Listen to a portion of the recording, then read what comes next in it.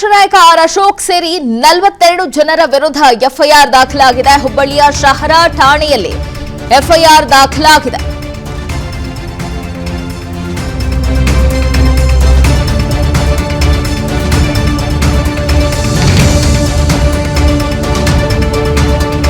ಕರಸೇವಕನ ಬಂಧನವನ್ನ ಖಂಡಿಸಿ ಬಿಜೆಪಿಯನ್ನು ಪ್ರತಿಭಟನೆಯನ್ನ ಹಮ್ಮಿಕೊಂಡಿತ್ತು. ವಿಪಕ್ಷ ನಾಯಕ ಆರ್ ಅಶೋಕ್ ನೇತೃತ್ವದಲ್ಲಿ ನಡೆದಂತ ಪ್ರತಿಭಟನೆಯ ವೇಳೆ ಸಿಎಂ ಸಿದ್ದರಾಮಯ್ಯ ಅವರ ವಿರುದ್ಧ ನಿಂದನೆಯನ್ನ ಮಾಡಲಾಗಿತ್ತು. ಅವಾಚ್ಯ ಶಬ್ದಗಳಿಂದ ನಿಂದಿಸಿರುವಂತಹ ಆರೋಪದ ಹಿನ್ನೆಲೆಯಲ್ಲಿ ಎಫ್ಐಆರ್ ಅನ್ನ ದಾಖಲು ಮಾಡಲಾಗಿದೆ.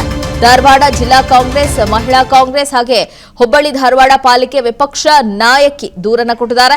ಧಾರವಾಡ ಜಿಲ್ಲಾ ಮಹಿಳಾ ಕಾಂಗ್ರೆಸ್ನಿಂದ ಠಾಣೆಗೆ ದೂರನ್ನ ನೀಡಲಾಗಿತ್ತು. ಈ ನಿಟ್ಟಿನಲ್ಲಿ ಹುಬ್ಬಳ್ಳಿಯ ಶಹರ ಠಾಣೆಯಲ್ಲಿ 42 ಜನರ ವಿರುದ್ಧ ಆರ್ ಅಶೋಕ್ ಅವರೂ ಸೇರಿ 42 ಜನರ ವಿರುದ್ಧ ಎಫ್ಐಆರ್ ಅನ್ನ ದಾಖಲು ಮಾಡಲಾಗಿದೆ. ನಿನ್ನೆ ಹುಬ್ಬಳ್ಳಿಯಲ್ಲಿ ಆರ್ ಅಶೋಕ್ ಅವರು ಪ್ರತಿಭಟನೆಯನ್ನ ಮಾಡಿದ್ರು. ಈ ಹಿನ್ನೆಲೆಯಲ್ಲಿ ಪ್ರತಿಭಟನೆಯನ್ನ ಮಾಡ್ತಾ ಇದ್ದಂಥ ಸಂದರ್ಭದಲ್ಲಿ ರಾಜ್ಯ ಸರ್ಕಾರ ಹಾಗೆ ಸಿದ್ದರಾಮಯ್ಯ ಅವರ ವಿರುದ್ಧ ಅವಾಚ್ಯ ಶಬ್ದವನ್ನ ಬಳಕೆ ಮಾಡಿದ್ದಾರೆ, ರಾಜ್ಯ ಸರ್ಕಾರವನ್ನ ನಿಂದಿಸಿದ್ದಾರೆ ಅನ್ನುವಂಥ ಆರೋಪದ ಮೇರೆಗೆ ಅವರ ವಿರುದ್ಧ ಪ್ರಕರಣವನ್ನ ದಾಖಲು ಮಾಡಲಾಗಿದೆ, ಅಂದರೆ ದೂರನ್ನ ಕೊಡಲಾಗಿದೆ. ಆ ದೂರಿನ ಮೇರೆಗೆ ಈಗ ಹುಬ್ಬಳ್ಳಿಯ ಶಹರ ಠಾಣೆಯಲ್ಲಿ ಎಫ್ಐಆರ್ ದಾಖಲಾಗಿದೆ.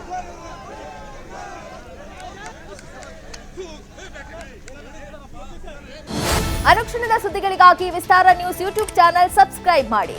ಹೊಸ ಸುದ್ದಿಗಳ ನೋಟಿಫಿಕೇಶನ್ಗಾಗಿ ಬೆಲ್ ಐಕಾನ್ ಕ್ಲಿಕ್ ಮಾಡಿ.